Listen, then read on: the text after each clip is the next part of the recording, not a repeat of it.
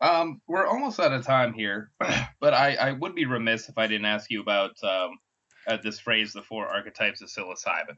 So we Right. talked about the model, right? But Yeah. what are your four archetypes? Well, the four archetypes that I present as a part of the psychospiritual healing or maturation experience, which is a caliber of psilocybin experience, are surrender, facing the shadow, uncovering the true self, and oneness. And they're really only divided conceptually for us to talk about them and isolate the various components. But as you start to isolate the various components, you can see that they actually interrelate to each other, and the direct experience of them uh, seamlessly dances and weaves. So surrender, as a part of the experience, it's also a process. It's also a practice. Is that balance of dancing the line between total release and holding the highest level of self control, which is releasing control.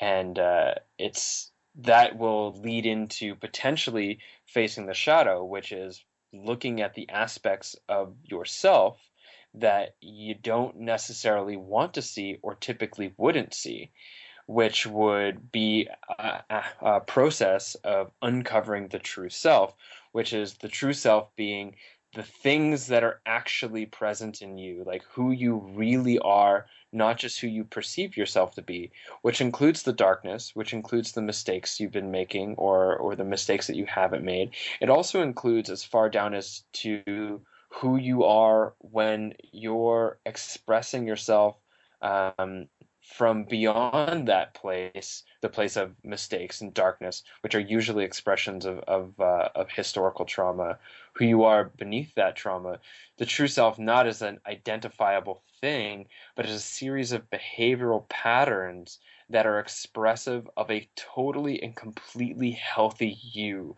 as a unique human being, and potentially as far down as what might be expressed as the archetype of oneness, which could be the oneness um, of being one with the people you're with, being one in a sense that you feel a whole person again, like you've integrated, the oneness in a sense that you recognize yourself as the planetary organism, the celestial organism, as the solar system as an organism, the galaxy as an organism, maybe even recognizing the oneness.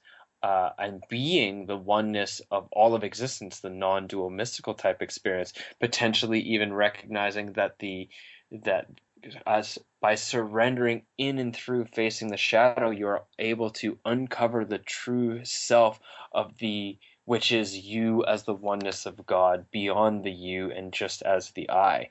And all of those things again seamlessly weave in and through each other. And those are the four archetypes.